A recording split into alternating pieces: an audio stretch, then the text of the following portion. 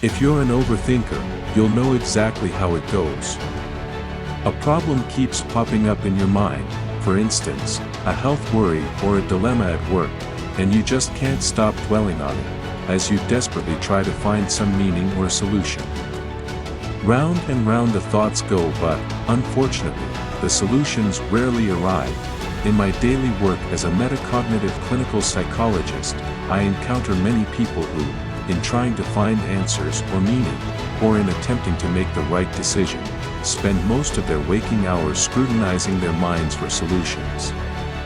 Ironically, in this process of trying to figure out how to proceed in life, they come to a standstill when we spend too much time analyzing our problems and dilemmas. We often end up more at a loss than we were to begin with. On top of that, persistent overthinking can result in a wide range of symptoms such as insomnia, trouble concentrating and loss of energy, which, in turn, often leads to further worries regarding one's symptoms, thereby creating a vicious cycle of overthinking. In some cases, this eventually leads to chronic anxiety or depression. When overthinking and the associated symptoms spiral and become unbearable, it's usual for us to look for ways to calm down.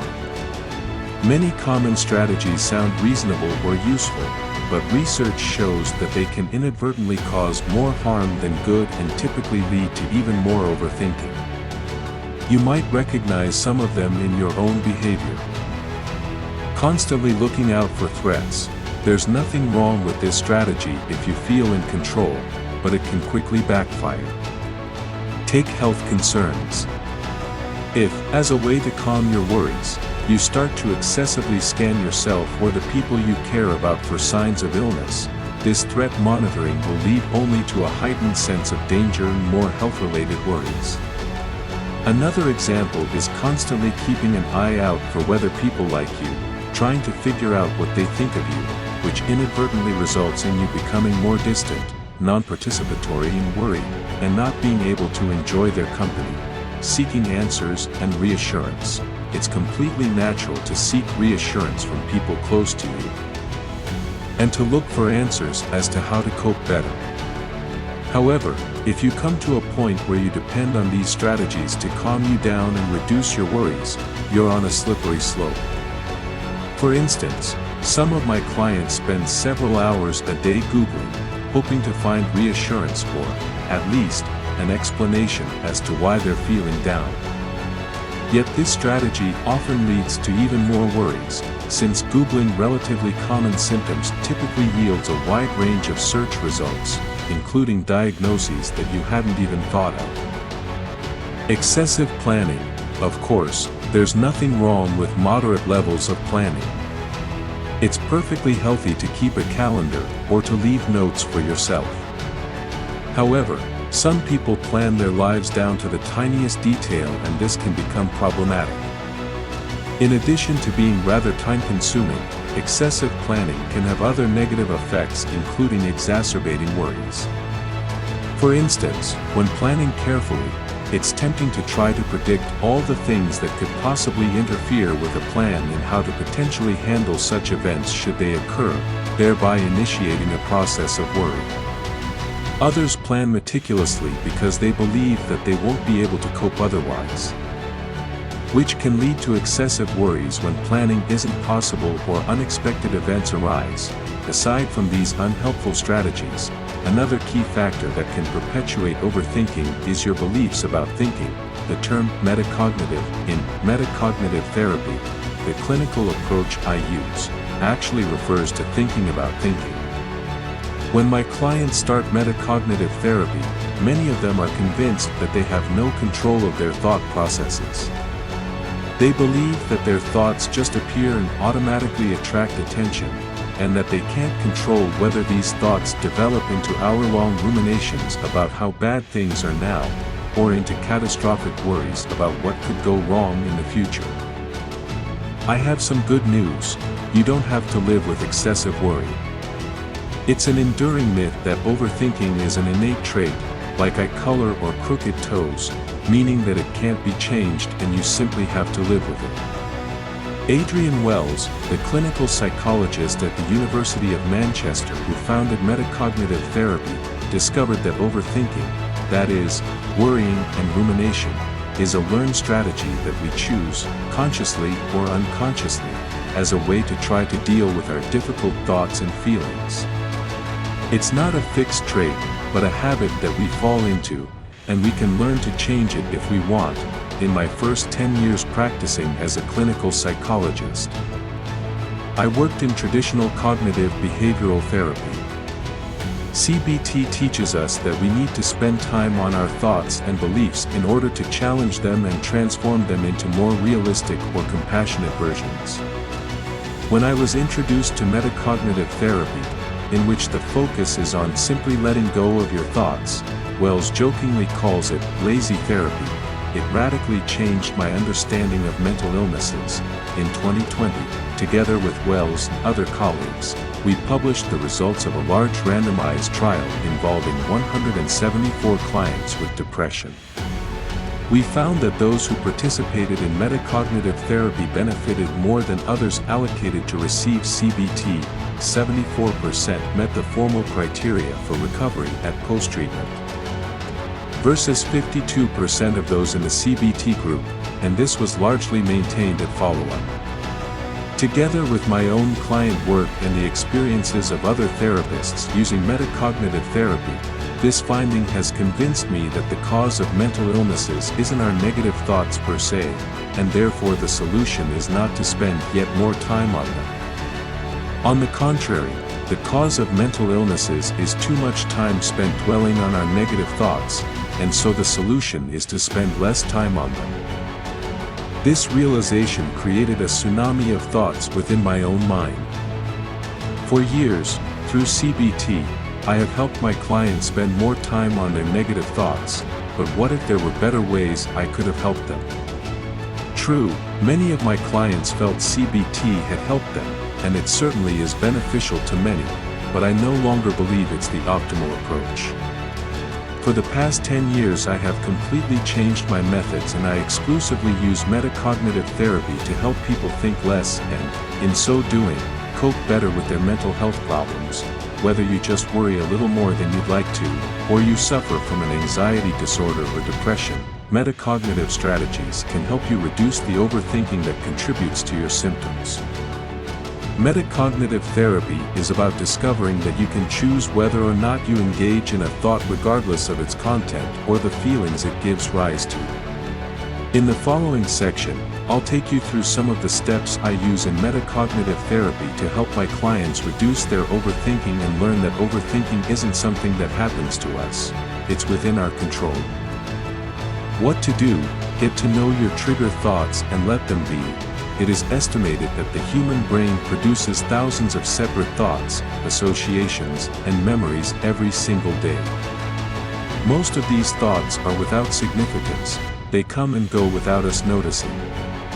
Some thoughts, however, attract our attention. In metacognitive therapy, these thoughts are referred to as trigger thoughts. If you pay them enough attention, these thoughts can trigger an explosion of bodily sensations and feelings, and a myriad of associations. Some trigger thoughts can activate warmth and joy about an exciting upcoming project, meeting a friend, or a holiday you're looking forward to. These kinds of trigger thoughts are, of course, unproblematic. Other trigger thoughts, however, might activate a long series of further thoughts that can develop into worries or ruminations. Worries typically form around hypothetical scenarios and start with what-if statements such as, what if I make the wrong decision? What if they won't like me? What if I get ill? And so on. Typical rumination, on the other hand, starts with thoughts about what, why and how, what is wrong with me? Why am I feeling this way? How do I get better? You can compare these thoughts to trains at a busy railway station. There are departures all the time to a wide array of different destinations. Each train can represent a thought or a sequence of thoughts. For instance, a thought such as, what if they won't like me, could arrive at the mental railway platform. You could catch the thought and you'll likely soon notice several other thoughts join in. I won't be able to handle it if they dislike me. Perhaps, then, I shouldn't go. Or you could dismiss the thought, similar to letting the train pass by, and turn your attention back to whatever you were doing. When you don't expend energy on a thought, you'll find it will either stay on the platform for later or simply pass you by. So, it's not the trigger thought in and of itself that will overwhelm you and lead to a variety of unpleasant symptoms, nor is it the amount of trigger thoughts you have. Everyone has them. The problems arise if you continuously jump onto each train, that is, if you begin to analyze the thought and engage in extensive worry or rumination, then it's like you're adding more and more carriages to the train, one after another. The train gets heavier and slower, and will eventually have trouble passing even the slightest hill. The same goes for your trigger thoughts. The more time you spend engaging in these thoughts, the slower and heavier you will feel. Recognize what you can and can't control. If you're used to boarding most trains rather uncritically, that is, continuously engaging in trigger thoughts and starting to worry and ruminate for long periods of time, then, unfortunately, you're well on your way to developing an unhealthy pattern. If you repeat this pattern over and over again, it might begin to feel as if it happens automatically. You might, understandably, come to believe that it's outside your control. It's true, the trigger thoughts themselves are completely automatic. You don't have any say as to what trains will arrive at your mental railway station. However, you do have a choice over which trains to board. You can choose whether or not to engage in a trigger thought. You can control whether you answer the thought or follow it up with more questions. In trying to understand this differently, instead of in terms of trains, you might picture your thoughts as someone calling you on the phone. Of course, you don't decide whether the phone rings, who calls, or when it rings. Unfortunately, in this case it's not the kind of phone you can just turn off. But you do choose whether to answer the phone or just let it ring and turn your attention back to whatever you were doing. The sound of the phone might be loud, annoying and attract your attention, but what happens if you just leave it be? Eventually it stops ringing. While thoughts and phones are, of course, different things, this metaphor carries a key message in metacognitive therapy. While trigger thoughts are beyond your control, you can control whether you engage with them. Thoughts are, in principle, ephemeral, although you might not see them this way. Try asking yourself how many of the thoughts you had yesterday you can remember today. To be honest, out of the several thousand I had, I'm not sure I can recall even 10 thoughts. Why is that? Most of the thoughts we have come and go almost instantly because we don't grant them any special attention but leave them and return to whatever we were doing. Even though you might not be aware of it, you're already capable of choosing not to engage in a conversation with your thoughts, just as you can ignore the phone that keeps calling. Postpone and reduce your worries and ruminations. Many chronic overthinkers struggle to change their belief that their thoughts can be brought under control, and perhaps you're still not convinced. One way of challenging your belief further is to explore whether you're able to postpone worries and ruminations. I recommend that my clients introduce a so-called worry/rumination time. It has to be a set time of the day, for instance 7:30 p.m. to 8 p.m., where you allow yourself to worry and ruminate freely. That way, when trigger thoughts or feelings occur during the day, for instance, you feel the need to evaluate your health or reflect upon what your friends think of you, try postponing these thoughts to your scheduled worry/rumination time. You might tell yourself, I'll deal with this later. This set time is also useful for any planning or reassurance seeking for which you feel the need. One note of caution, you might want to avoid scheduling your worry time within 1 or 2 hours of when you plan to go to bed, especially if you're prone to insomnia or other sleep difficulties. Introducing a set worry/rumination time serves several functions. First, It's an experiment that challenges the belief that worries and ruminations are uncontrollable.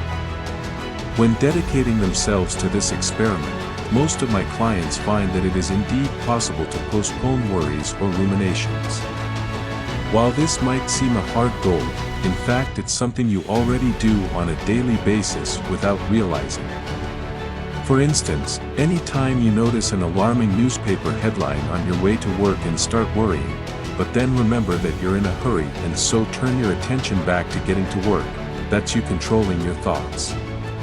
Or maybe you're sitting in a cafe with a friend and you overhear a conversation at another table that triggers unpleasant memories. But instead of dwelling on them, you decide to redirect your attention back to the conversation with your friend. Again, that's you controlling your thoughts.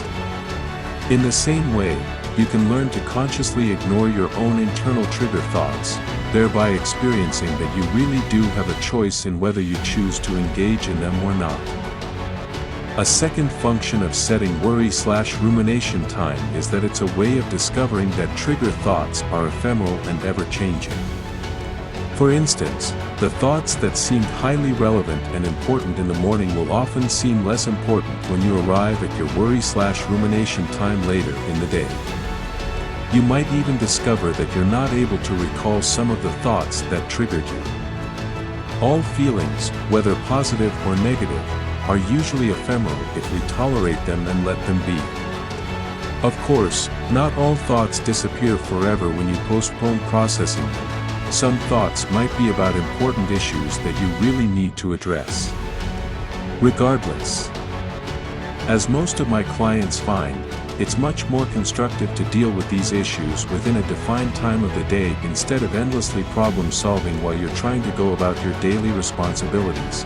Finally, while this might seem obvious, the worry/rumination time is a way of reducing and containing the amount of time you spend worrying and ruminating. As I explained earlier, it's not the trigger thought in and of itself that causes unpleasant symptoms, nor is it the amount of trigger thoughts. It's the time spent engaging in these thoughts, ruminating and worrying, that weighs us down. By allocating a set period of time for worry and rumination, you're more likely to feel in control and prevent yourself becoming overwhelmed. Avoid avoidance and train your attention. For people struggling under the burden of overthinking, it's all too easy to develop a fear of one's own trigger thoughts. After all, if you feel at their mercy, you might be tempted to avoid them occurring in the first place. Unfortunately, not only is this largely futile, it's also counterproductive. Avoidance of triggering situations will hamper your life and, moreover, to the extent that you're at all successful in avoiding situations that prompt trigger thoughts, you won't get the chance to practice letting go of these thoughts. After all, you can't learn to ride a bike without a bike. Inspired by the above, and if you feel ready, I recommend that you give yourself daily challenges that involve trigger thoughts. And that you practice instructing yourself to leave them alone until a designated worry time. This will help you become more adept at leaving your trigger thoughts alone and to realize that you're in control of your worries and ruminations. You won't succeed every time, but, just like learning to ride a bike, you need to get up again every time you fall and keep biking until you get the hang of it. Some people struggle to develop this skill. In that case, in metacognitive therapy we use attention training to help clients realize that they can shift their attention regardless of inner inputs, such as trigger thoughts, and outer input, such as external stressors. I usually ask my clients to do the following 10-minute exercise.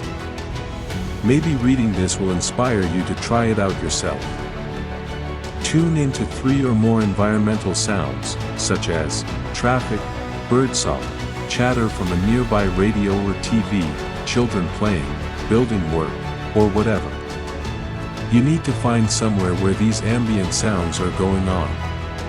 It's helpful if some of the noises you select are nearer and louder, while others are further away and quieter.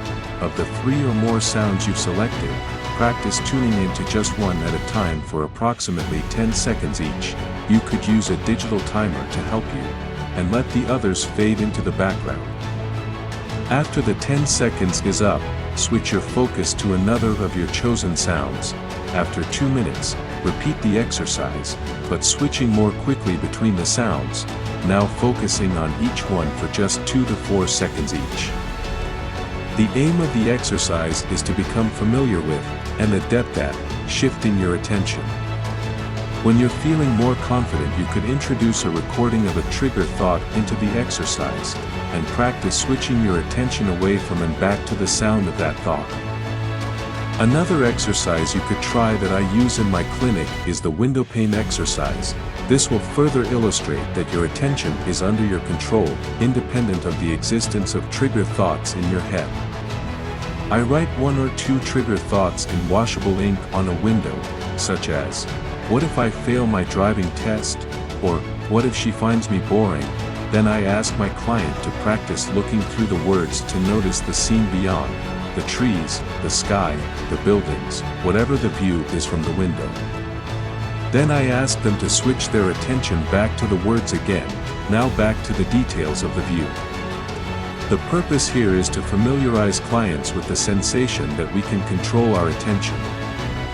If you give it a try, you'll find that, while the written thoughts remain in view, you can control whether you focus on them or whether you let them fade and enjoy the world outside instead. Please note, if you find this exercise at all difficult, I recommend that you wait and try it with a professional metacognitive clinician. See the Learn More section to find out how.